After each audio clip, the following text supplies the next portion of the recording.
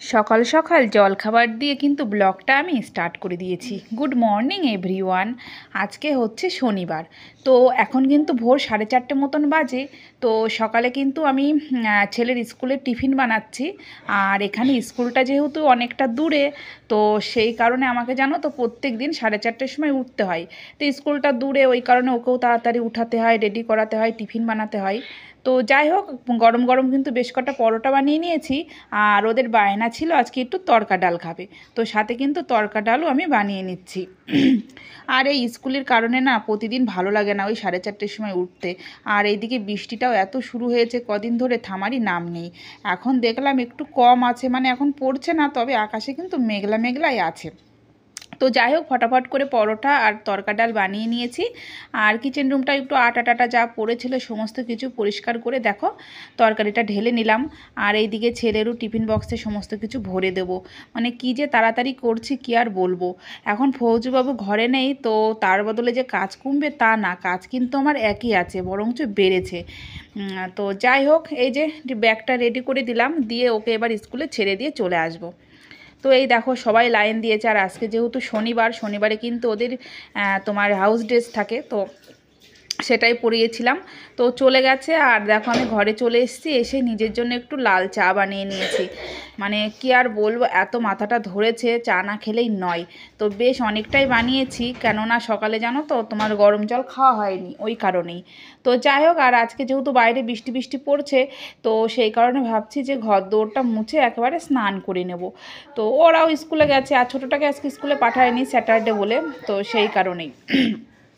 তো এই দেখো ঘর দুয়ার মুছে স্নান টান করে আমি কিন্তু চলে এসেছি। আর সত্যি কথা বলতে ভিডিওটা আমি অত ভালোভাবে বানাইনি, ওই কারণে কেটে কেটে কেটে কেটেই দেখাচ্ছি। তো এই দেখো সমস্ত কিছু ঘর দৌড় গুছিয়ে নিলাম, আর স্নান করার পরেই কিন্তু আমি বিছানাটা তুলেছি। আর এইদিকে কিন্তু আমার একটু পনির, মানে সকালে আবার দোকানেও গিয়েছিলাম কিন্তু এর মধ্যে। দেখো চলে এসেছি কিচেন রুমে, মানে রান্না বসিয়ে দিয়েছি।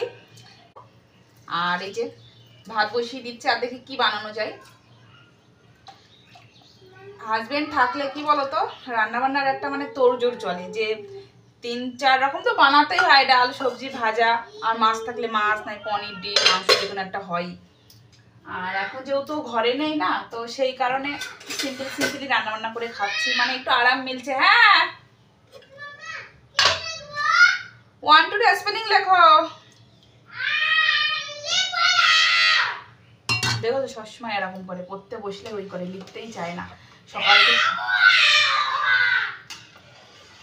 তো যাই হোক, সকালে কিন্তু দোকান থেকে পনির এনেছিলাম, সাথে ভাজা মুড়ি বিস্কিট, যা যা টুকটাক দরকার ছিল সেই সমস্ত এনেছি।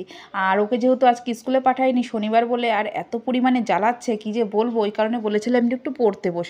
তো পড়তে তো বসার থেকে বরঞ্চ বেশি চিল্লাচ্ছে, কান মাথা কালা করে দিচ্ছে, কি আর করব। তো চলো পনির বানাবো আজকে দুপুরে, আর সাথে দেখি আর একটা ভাজাভুজি করব, এই হবে আজকে রান্না বান্না। তো কি বলো তো, কাজ কিন্তু কমেনি, কাজ একই আছে, হয়তো রান্নাবান্না একটু কমেছে এটাই। তো যাই হোক, আমার কিন্তু রান্নাবান্না হয়ে গেছে, তোমাদের সাথে আর শেয়ার করা হয়নি। তো সকালে তো ঘর ঝাড়ু ঘর মোছা সবই হয়ে গিয়েছিলো। তো দোকান থেকে লেস টেজ এনেছিলাম, সেই প্যাকেট আর কি। আর ও ঘরে রয়েছে, বুঝতেই পারছো ঘর দোর তো নোংরা করবেই, কাগজপত্র কেটে এক হাঁটু করেছিল।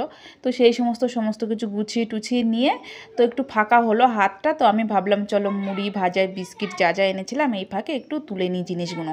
তো তারপরে খেতে দিয়ে দেবো, আমি আর ছোটো ছেলে খেয়ে নেবো, কেন কি বড়োটার আস্তে আস্তে সেই দুপুর 3টে হয়ে যাবে। আর ওকে তো টিফিন দিয়েই দিয়েছি, খেয়ে নেবে। তো সত্যি কথা বলতে ব্লগটা না দুপুরে আর কন্টিনিউ করা হয়নি। আর এখন কিন্তু সন্ধ্যা 6:30 পৌনে 7টা মতন বাজে।